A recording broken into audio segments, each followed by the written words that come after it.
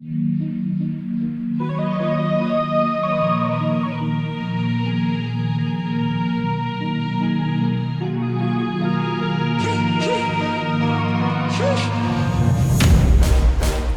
New England Patriots, winners of 6 straight, going into Buffalo. It's going to be cold as fuck. Ellie, what's going on, man? How are you? It's cold as fuck over where you're at, too, huh?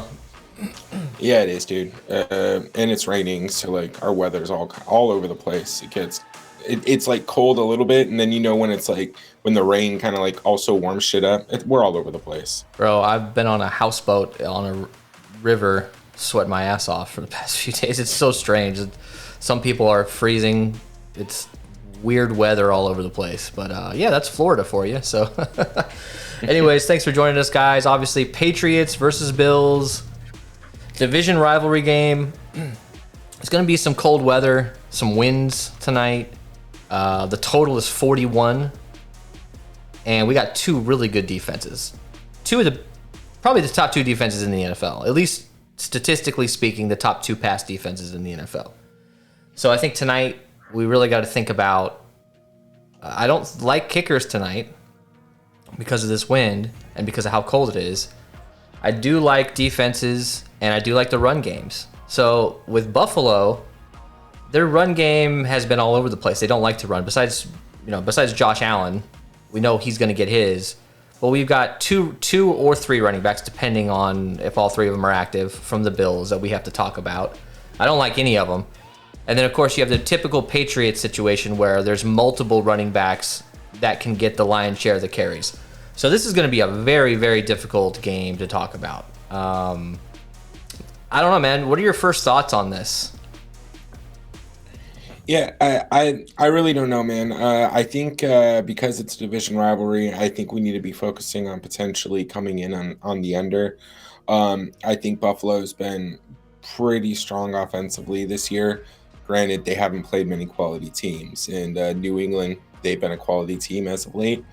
And this really kind of will determine who's the number 1 seed in the AFC for at least another week or 2 here. So New England's defense has been playing pretty spectacular when it comes to the pass. So I think that this is a matchup that sort of benefits New England and kind of the circus that we're going to have at the running back position. So unfortunately, it looks like that running back position is something we may need to get right on the New England side. But I don't know. It's going to be an interesting game. I'm just hoping that it's exciting. Yeah, I think it will, man. It's going to be intense. This is like playoff football. This is the first time these teams have met this year. They face again, I think, on the 26th of December. So whoever takes this is going to be in first place in the division. And if you look back at the beginning of the year, the Patriots, with their record, man, you would have never thought that they'd be in a position to be in first place at this point.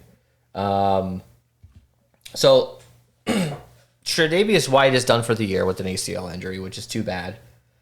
And you're looking at a Bills defense who's only given up 250 yards once all year.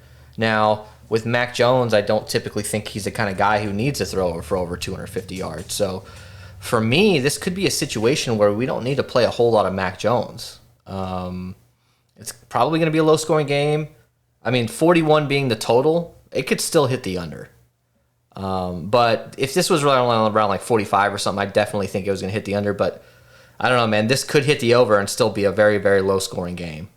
So I don't know, man. Like, thoughts on these defenses tonight? Like, do we have to? Are you getting any defense at captain? Like, are you doing anything weird with that this week or this game? Yeah, I don't think I'm going to be getting too crazy. I mean, defensive captain, you're absolutely going to need them to put up some points. There are still going to be touchdowns scored in this game. And if it's not the defense scoring that, you're kind of screwed if you have them at the captain spot. But that said, I do think both defenses are in play. Buffalo will probably come in a little bit higher owned than we normally see for defenses, but I'll be honest, dude. I think Buffalo is incredibly overrated. I don't think that they've played any real good competition, and when they haven't necessarily done well. I mean, they lost to the Jags, and I get that it may be just one game, but they beat the Texans, they beat the Jets. Like there's nothing about that screams challenging win or you're really having to do anything outside of your wheelhouse, and you need to be on your A game when you're playing a Bill Belichick team. So I don't know, man. I think that the Patriots are in a unique position to probably be a prime defensive play today. Yeah, totally. Let's pull up this these Vegas lines here. This numbers here. So the weather is going to be cold, heavy winds, most likely no snow necessarily, but it's gonna affect the game. The weather will affect the game tonight, one way or another. Decrease to the pass game, and both of these teams have incredible pass defenses, the top two pass defenses in the NFL. So you're already struggling there, and added the weather element into it, it's going to make it hard for these teams to successfully pass the ball. So I think you got to really decrease those players a little bit. Now, certain guys like Diggs, they're going to get theirs, and the tight ends might have a little bit more of an upside because they're going to get more opportunities in the red zone. But minus 144 for Buffalo. It's a 41 total, -3 at home. So this is, it's close to a pick 'em if you think about it. Like both of these teams are pretty equal. You just get that home field advantage there for Buffalo. And look at the ownership. It's quite a big gap between Buffalo and New England, which is surprises me a little bit. They have the sexier roster though. That's got to be, and Josh Allen's gonna. What do you think? 90% of the 90% ownership, right? 95% maybe. Yeah, he should easily. So I don't know, man. Why do you think this ownership is such a big gap? I just think everybody's all hyped up on Buffalo and what they're able to do offensively. I don't think that people are gonna jump on a hype train for a New England team with a rookie quarterback, and New England's generally pretty quiet about their success anyway. So it's not really one of those things where everyone's just jumping to talk about how good the Patriots are. But quietly, they've been doing incredibly well, especially the past few weeks here. So I think that's what's really drawing a lot of the ownership and just the favoritism for Buffalo. But remember, this is essentially, to your point, this is essentially a pick 'em, a 3-point spread or giving 3 points to the home team. It's pretty common. So if this was in New England, this would probably be a straight pick 'em. I really think that the weather probably benefits the Pats more than it does the Bills, because the Bills are going Yeah. to be dependent upon their ability to pass the ball. And if the weather is impacting them at all, that Josh Allen has already had issues with accuracy earlier in his career. Remember, last year was an outlying year for him. His ability to adjust and become a more accurate thrower was shocking. This year, we haven't necessarily seen some of the same consistency. So I still think there's some question marks that need to be answered. And again, the discipline that you get from a Patriots team is going to be a lot to overcome if you start having issues. But yeah, exactly here, right? Like we're expecting some pretty shitty weather, man. I think that impacts a lot of what we're going to be doing with Josh Allen. And another thing you mentioned, you said Stephon Diggs will end up getting his. He's actually hasn't been that hot. I know he got a touchdown last week or the week before. Started stepping up a little bit, but they really just haven't been getting him involved in the offense as much as I'd like to see. So maybe this is the night where they try to do that to overcome some of these struggles. If you're not doing well, the weather's pretty shitty, maybe just get your best offensive player involved. Yeah, you would think so. Windy, that's what we have to look at here. 25 miles per hour, gusts of 45 plus miles per hour. We saw it in the game last night. There was some wind issues there with a couple kicks. It really comes into effect, especially when you're talking 45 mile per hour gusts, and a lot of that coming in the second half potentially. 35 degrees feels like 20 because of the wind. Most likely no snow. There's only a 32% chance of precipitation, but I can't stress this enough that it really does. It's going to affect the way we build lineups. If for some reason we didn't even look at this, and we just said, yeah, let's build lineups, we would build way differently. Right.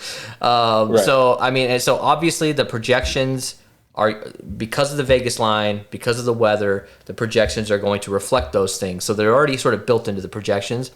But the way we're going to build is we're going to build a little bit different than what we would do if we just clicked optimize. All right, so let's look at injuries here. There's really nothing to talk about here, to be honest. Like I said, Tre'Davious White, ACL injury, done for the year. That is a big deal. But when it comes to fantasy-wise on players who you should or shouldn't play, I think I saw somewhere that Bolden was questionable, Brandon Bolden, but I can't find that information. I'm struggling to find some of this information, and it is the Patriots. I mean, every single player, if you wake up and you stub your toe, that player is going to be questionable. So just pay attention to inactives at 6:50 Eastern. And another thing we got to look at here is not necessarily injury wise, but is Zach Moss going to be a healthy scratch again? I don't know why he's been. I don't know. Is he in the doghouse? I don't know what's going on. Does he just suck? But I don't think so, because he was a healthy scratch week 1.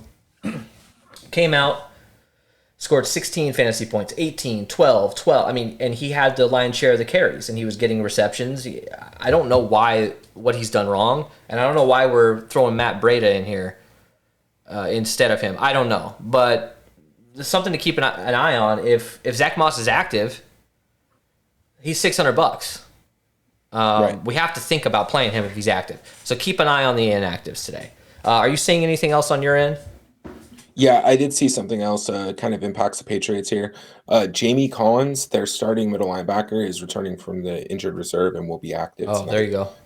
So, that's just an added piece. At the very least, an added leadership and veteran presence that could help the Pats defense. Before we get into the breakdown here, guys, subscribe, help us out. Help us get to 500 subscribers before the end of the year, guys. We really appreciate it. We appreciate all the views lately. Comment down below who you think will win tonight, final score predictions, and comment right now who you think will be the low-owned guy that scores. And we're going to talk about that at the end of the show. All right, let's get into it. Break it down! Getting right to the breakdown here. Ellie, why don't you take it away, man? Start with the quarterbacks. Yeah, I think this is a pretty easy situation for me. Obviously, I'm going to be looking to get as much Josh Allen as I possibly can. I don't think either of these guys are going to be captain plays for me. But we know that Josh Allen really is going to be probably the chalkiest player on the slate, and he well should be. For the most part, he's putting up 18, 20-plus per point performances fantasy-wise, and we know that he's got the rushing upside as well. So for me, this is kind of a no-brainer. The only thing that I want to maybe take a little bit of into account here, again, is the matchup defensively. The Pats defense is pretty strong against the pass. And if they are able to lock down Stephon Diggs, I think it's going to make it a little bit difficult to kind of get guys like Cole Beasley and some of these random periphery players. They got Gabriel Davis, Emmanuel Sanders. The issue with that is like the Patriots invented that Cole Beasley role, right? That slot, yeah, exactly. Slot guy with Wes Welker and Danny Amendola, all these guys, they invented it. So I think that they're going to be pretty well prepared to stop it. And, full transparency here, it's not like the Patriots really need to key in on the Bills run game. So I definitely think that this is a great opportunity for Josh Allen to come out and smash. But this could be an interesting one where he may not get there because of just some difficulties that he's facing on offense. So he's probably the best play in the slate. I'm not going to overthink it, but I am also comfortable fading him a couple times in some different lineups. Yeah. That said, Mac Jones, I'm still not 100% sure where I want to go here, right? With the weather, with the Bills being as impressive or as dominant as they have been within the division, right? This is a very important game. I think we're going to see a little bit more of the game management approach from Bill Belichick. Probably cut back a little bit on his attempts and just his overall usage at the quarterback position. I think this is an opportunity where we see kind of that multifaceted rushing approach from Bill Belichick. I know you were mentioning, you said that the Bills have one of the top rush defenses in the league. No, it was It's passing pass defense. defense. Bills are number Okay. one and Patriots are number two. Okay. Yeah. I mean, so here's the thing, right? Is I think that the Pats are going to do their best to take advantage of any rushing opportunities they have. Keep the ball out of Josh Allen's hand. Essentially, the Denver Broncos approach last night, except I think that Bill Belichick's actually going to try and put points on the board after a 15, 20 play drive. Yeah. So that's one of the things that I'm looking at here. I think that Mac Jones is going to be an interesting fade. People are pretty high on him, so I think that he might come in a little bit, a little more chalky than initial ownership projections Yeah. are giving us. But I don't know, man. I'm leaning towards the 40-point total and potentially hitting the under for a division rivalry game with bad weather. And two pretty solid pass defenses. I think that this might be a slate where you can fade one of these quarterbacks and really not have to think twice. I think you can fade Mac Jones. I think the Patriots can win, and I still think you don't need to have Mac Jones in your lineup. He's only 10K. We've seen a lot of these 9,800, 9,600 guys lately, so he's right kind of in that area. I mean, Josh Allen's priced at 11.2K. Like that, he should be over 12K. I think so, because he has that rushing upside. I personally, I don't like playing a guy who's probably gonna be 20 or 30% owned in the captain too much, but he's got such high rushing upside. Josh Allen does that you might have to just try to get with the field because he might just by default be the guy you have to have at captain tonight. But if let's say he comes in at 20% owned at captain, I'll try to be right with the field, but I'm gonna have mostly other players at captain tonight because I just don't like playing guys like that that are 20, 30, 40% owned at captain. I just don't like it. So moral of the story here is I think you got to play you got to play Josh Allen across the board pretty much, and you can fade Mac Jones. And I don't think you're screwing yourself by doing that too much. Do you agree with that? Yeah, I agree. All right, so running back, let's start with Buffalo here. So I'll take Buffalo, you take New England. So Devin Singletary, this is sorted by projection here, right? So I'm not going to give away projections, but this is sorted by highest to lowest. Devin Singletary is 4,600. He's the number one option. Matt Breida, I mean, how old is Matt Breida? Is he 39 or is he 24? I mean, it seems like he's been in the NFL forever. He's 6,600, and apparently he's the highest priced running back on this team for whatever reason. Why is that? Do you like Matt Breida in this game? I mean, look, one thing before you answer that, one thing to look at is last week the Patriots gave up 270 yards and 39 carries to the Titans last week without King Henry. So, do we give a boost to these running backs even though they kind of all suck? I'm not sure that I'm comfortable paying quite that much for Matt Breida. If we have the salary to get there, I don't mind jamming him into a couple of lineups. The problem for me is like 6,600. If we come over here to Dawson Knox, he's 5,400. Yeah. And it looks like Dawson Knox is an integral part of the offense. So it to me, I just feel a little bit more comfortable dropping the price tag and going a little bit more over to the tight end side.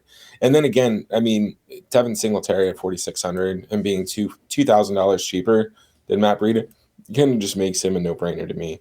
Now, I don't mind taking stabs on Breida just because his ownership is probably going to be low because, I expect the entire field to kind of have my same sentiment there. Yeah. But I absolutely I think you have one of these running backs at most. I don't think this is a handcuff scenario.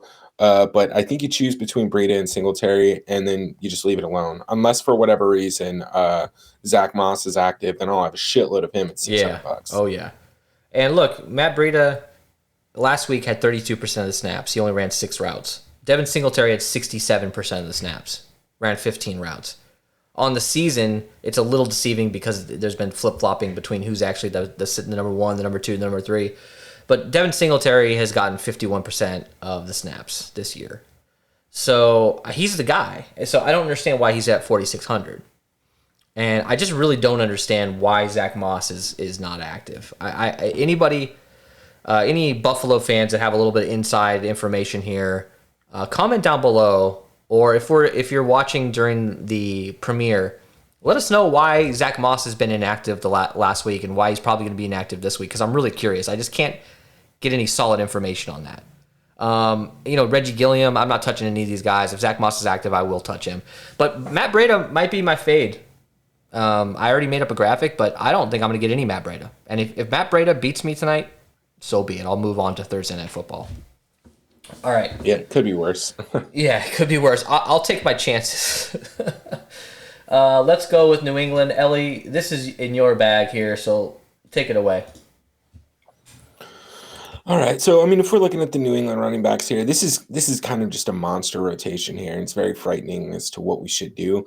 But I'm not going to get too scared here. I think you kind of just stick with Damian Harris as the primary workhorse back, and then you throw in some shares of Ramondre Stevenson. I think Brandon Bolden is definitely viable at 3,200 if he ends up playing or being active. Initial ownership projection have him under 15% owned. So for me, it's not even that crazy of a stab, especially in a game where I may be more likely to maybe pick Brandon Bolden than I would over 4,200 Nick Folk in what should be kind of a rough night for kicking as well.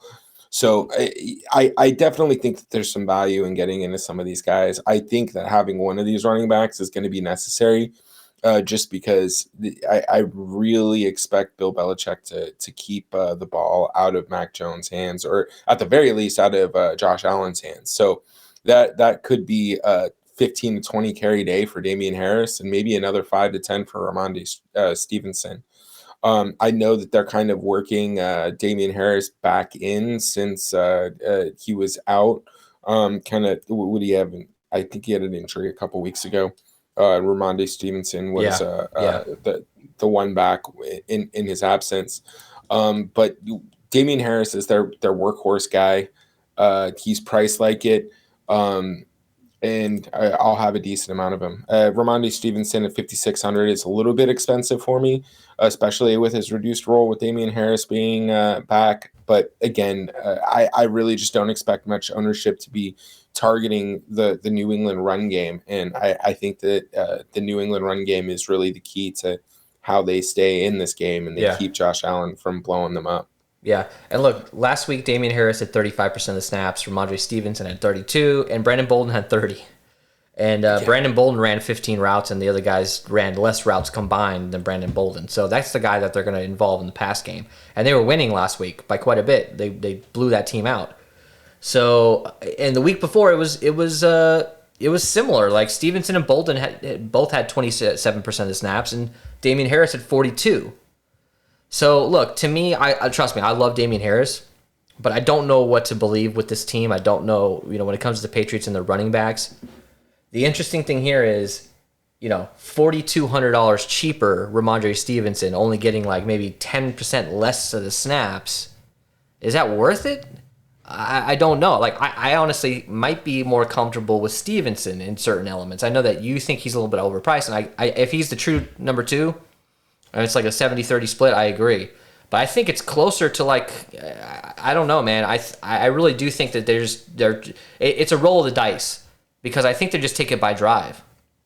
I don't know how these NFL coaches decide this shit, but, they'll just, okay, Ramondre Stevenson, run out in the field, it's your drive. And then he gets the goal line carry. And then Damian Harris gets the next one, and they get to have a 3 and out. Who knows? Like, I'm going to spread these guys out quite a bit. And I don't mind playing both of them together. But I would probably prefer to do Damian Harris and Bolden or Stevenson and Bolden, just to get a little bit of variety there. Do you agree with that? Yeah, I'm with you on that one, man. I think I think handcuffing here is actually fine, and kind of just rotating which stacks that you want between both guys. You're going to get 60 to 70% of the snaps, and even if you went Brandon Bolden and Stevenson, that's what, 8,800. So you're still about $1,000 under Damian Harris, and you could end up capturing all the running back volume or the touchdowns. So I'm with you. I think you need at least one of these guys to be able to win this slate. So it's going to be interesting. Bottom line is Harris and Stevenson, big price gap. Ownership is the same. Projection's the same. So, take that as you may. Both these guys are good captain options, in my opinion. All right, let's move this along. We got to get rolling here. Jacoby Myers, the law firm, Mr. Can't Score a Touchdown, 7,200. Kendrick Bourne, 8,600. Nelson Aguilar, 3,000. And Nikhil barely gets on the field. Harry, $200. This guy's going to be the death to me. Harry is. He's $200 every week, and every week I think he's going to score a touchdown, and I'm wrong. Jacoby Myers, look, he's the number one guy. Like, he's getting the volume. But I personally think that Kendrick Bourne is the better receiver and the guy who could break a slate in a game like this. All you need is one 75-yard touchdown reception from a guy like Bourne, and we saw it last week. He had a cool, great touchdown. We've seen him go off. But look, here's the thing: it's a tough pass defense, and these guys aren't that good. Like, if you put all three of these guys here on another playoff team, they might not even be the number. They'll probably be the number 2, but maybe they're the number 3 wide receiver. But you're on a Bill Belichick team. The Patriots, they always make everybody better than they really are. Anyways, my point, I'm rambling here, but my point is I like Kendrick Bourne more than Jacoby Myers in this particular game. I don't know. Am I wrong about that? No, I don't think you're wrong. I think Kendrick Bourne's the more explosive player. But to be completely honest with you, I think you're almost better off just running a bunch of Nelson Aguilar at 3K. He has pretty much the same explosive ability that Kendrick Bourne has. So I think at a third of the price, you're doing yourself a favor by jamming in Nelson Aguilar. But again, Kendrick Bourne, damn it, Jason Bourne, Kendrick Bourne. I mean, he's fast, dude, and he has the ability to take a quick slant and turn it into a 70-yard touchdown. We've talked about it before, but I think he's even got a touchdown pass to Nelson Aguilar. So again, like I don't think you're doing anything wrong playing these guys. I think personally, the way that I'm ranking them, and this is just because of Nelson's price, it's Nelson Aguilar, Kendrick Bourne, and then Jacoby Myers. Interesting. Yeah, just because Aguilar and Bourne have the bigger big play ability, and Jacoby Myers is kind of their possession receiver. But if you expect him to get another 8 targets, 5 receptions, and 100 yards, then you may want to have a little bit more exposure to Jacoby Myers. But again, I think my eggs are pretty much in the running back basket. Yeah. So. Yeah. I'm going to be leaning towards Nelson Aguilar and trying to do what I can to get some of the more pricey players on the Buffalo side. The way I'm going to approach it is Jacoby Myers in a game like this where you're getting slants, you're getting quick passes, little screen, little bubble passes. Jacoby Myers is going to benefit a lot from that. He could have 8, 9, 10 receptions in a game like this and only get you 50 yards and still get you there in the flex. I don't like Jacoby Myers at the captain position at all. I think he's going to be over-owned at the captain. Kendrick Bourne in the flex, maybe he's these boomer bust type guys. Put Kendrick Bourne at the captain, and if you want to fade him a little bit in the flex because of his price, I totally get it. But have some of him at captain because he can break a slate. Nikhil Harry, maybe I'll have 1 or 2 lineups and watch. This will be his day that he scored the touchdown. I'm going to be pissed. All right, let's move over to the other side. Buffalo. So obviously Stephon Diggs, 10.6K. Look, J.C. Jackson is matched up against Stephon Diggs. So that's just something to bring up. We've already talked about both these defenses being incredible against the pass, number 1 and number 2 in the league.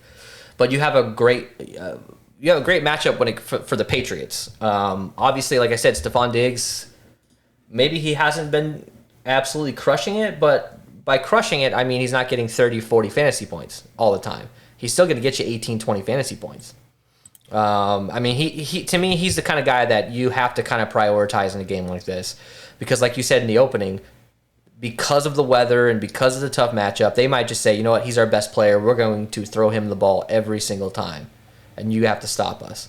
So him at captain is obviously a good choice. He's going to be high owned.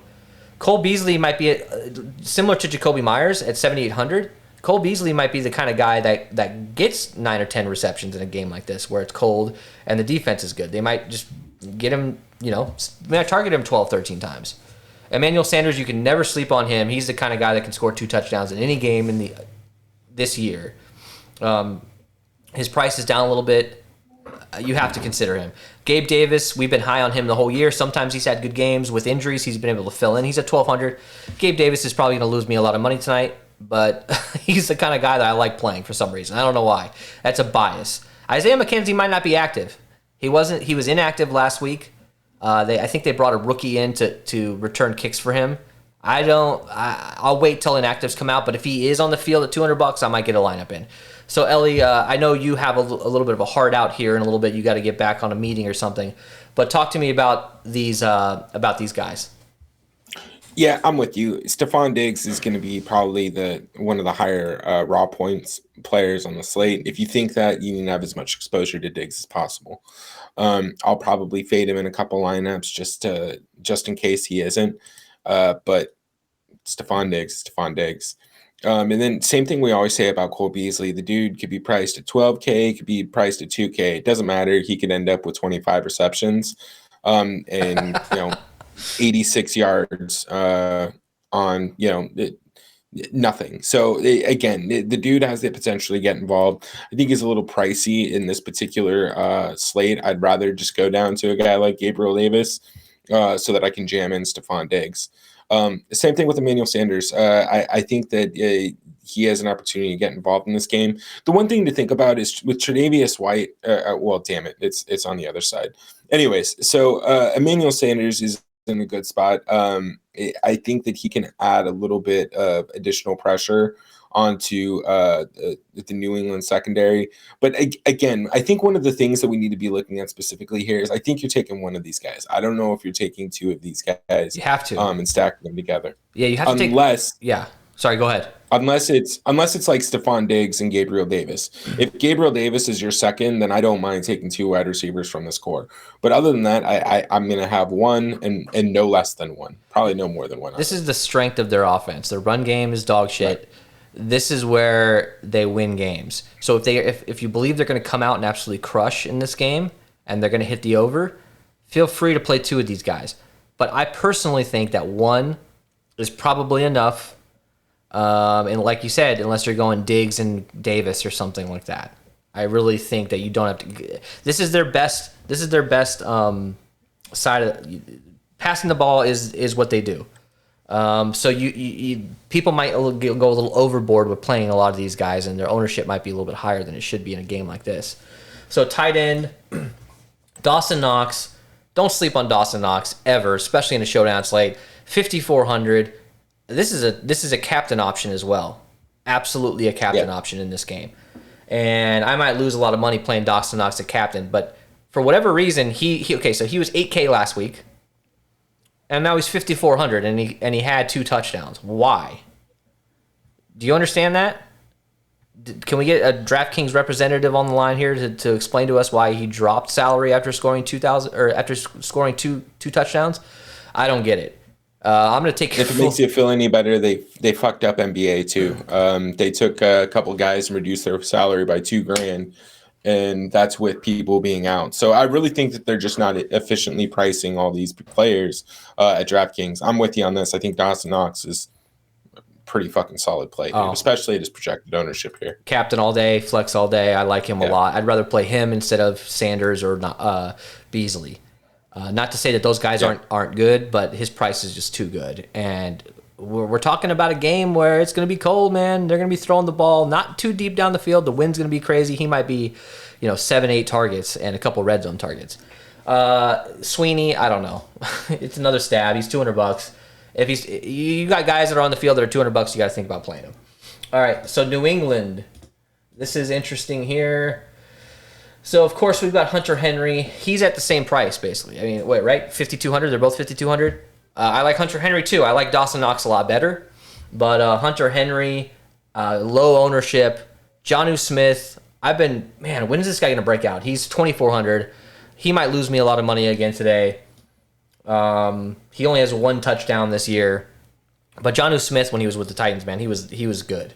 He's a wide receiver playing tight end.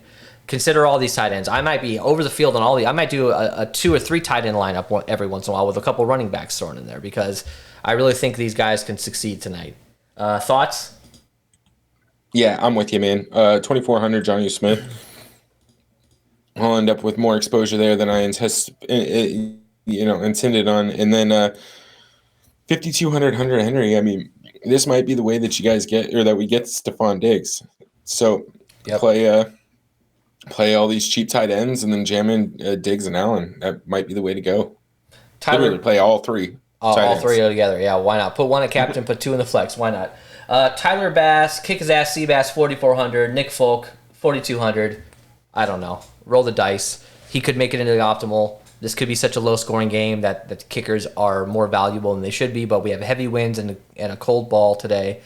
So that kind of scares me away from him. I'd rather lose my money by playing guys like, I don't know, who's in this price range that we just talked about. I mean, you got 2,400 Johnny Smith, 4,600 Devin Singletary. Yeah, Singletary is $200 more. Patriots defense is 4K. I'd rather just go with those guys. I really would. Yeah. And if Brandon Bolden, 3,200. Yeah, and if Tyler Bass beats me tonight, like I keep saying it, it's like, okay, I'll just move on because I just don't like I don't like the matchup with the weather. Defense, Bills 3,800, Patriots 4K, they're all in play. I think one defense in the lineup is okay in a lot of your lineups. I really do, especially. But like we say all the time, low-scoring games don't get you there on defenses. You got to have some turnovers. You got to have sacks, interceptions, and preferably touchdowns on the defense side. So if you just think, oh, well, it's going to be a 17-10 game, I should jam the defenses in. Well, they're going to have to get takeaways in order to pay off. All right, let's go to our fade of the night here. Ellie, you're a nope again. I get it. I totally understand. But explain what you were talking about on last night's show with your game script. Yeah, I mean, this is going to be the same scenario that we ran into last night. I'm not going to be intentionally fading too many people. It's just going to be salary that's restricting me on what I'm able to do. So normally on a slate like this, we might just pick a guy and say, hey, we're not going to play any Matt Breida. But that's not necessarily what I'm going to be doing. I'm going to be kind of putting in my core plays. I'm going to be focusing on Josh Allen, Stephon Diggs, maybe Mac Jones, and then kind of just rotating in pieces that I need. There might be a lineup where I'm intentionally fading Mac Jones or I'm intentionally fading Josh Allen or Stephon Diggs, but I'm not going to be doing a blanket statement across the board tonight. It's just too risky on a slate like this. Yeah, for me, the over, and just similar to last night. This is even worse because of this particular night. Pass heavy game scripts like Josh Allen at the captain and two of his wide receivers, and then wide receivers from the other side. I might eliminate that kind of stuff tonight. I want to go more defenses, more tight ends, more running backs, and less deep down the field plays. Maybe one or two guys that I believe, like a Diggs or a Aguilar or a Bourne, that kind of thing. I'm okay with that, but I like the tight ends tonight a little bit more. All right, so here, because the Cardinals won last night against the Bears. Wait, the Bears are what we thought they were. They're what we thought they were. Let's hit the crown their ass segment. Now, if you want to crown them, then crown their ass. I think we're not a lot to talk about here. We're both going with the Pats running backs. I'm a little higher on Stevenson than Ellie. I think I'm actually way higher, but I'm gonna have both of these guys. Any interest in Stevenson at captain for you? Yeah, I don't mind it. I think it's going to be a more of a handcuff situation because I'm probably going to have two of these backs, so I don't mind kind of rotating in the different running backs at the captain spot. And then just real quick, I think that there are some other viable options, right? Obviously, Stephon Diggs, you could throw in some Cole Beasley or Manny Sanders if you think that it's going to be their night. And then on the other side of the ball, like the tight ends with Dawson Knox, he's priced really well. If he has another 2 touchdown performance, 80 yards, he very well could end up being optimal captain. Yeah. So I am going to have a couple lineups like that as well. It goes without saying Josh Allen is the highest probability best play, but you're not tuning into us to have us tell you that. We're trying to give you guys alternative options to what the chalk is going to be. And these to us are kind of their best options, and rotate them out. But don't go too heavy with. I think you don't go too heavy with one captain tonight. You got to get. Let's say you're doing 100 lineups, spread it out with 5 or 6 different captains. I think that's what I'm going to do tonight. All right, let's go to our lineup build. All right, let's hit the Opto button and see what it spits out. Josh Allen, a captain, no surprise there. Bills defense, Nelson Aguilar, Singletary, Mac Jones, and Diggs. So this is a 4-2. I don't hate it, but let's build our own. So let's build. How much time do we got for you, Ellie? We got 5 minutes for you? Yeah. Okay. So who do you want to build with first? Let's build 2 lineups together. And if you guys want to see some more lineups, join the Discord. Hit us up on Twitter. DM us. We can give you some more help from here. So who do you want to build with? Let's actually start with Stephon Diggs just to see what kind of difficulty it is. Okay, Diggs, Allen in the flex. That's that's obvious. In this lineup, do you want to fade Mac Jones? Yeah, let's fade Mac. I think we do a handcuff on the running backs. So you want to get Harris and Stevenson or Bolden? Let's do Harris and Bolden. Harris and Bolden. And obviously, guys, keep an eye out for injuries tonight and inactives. He should play, but I don't know exactly if Bolden is 100%, so keep that in mind. So 9,900 between 2 spots. There's a lot of places we can go here. Do you want to go? We got to go tight end, right? You want to go 2 tight ends?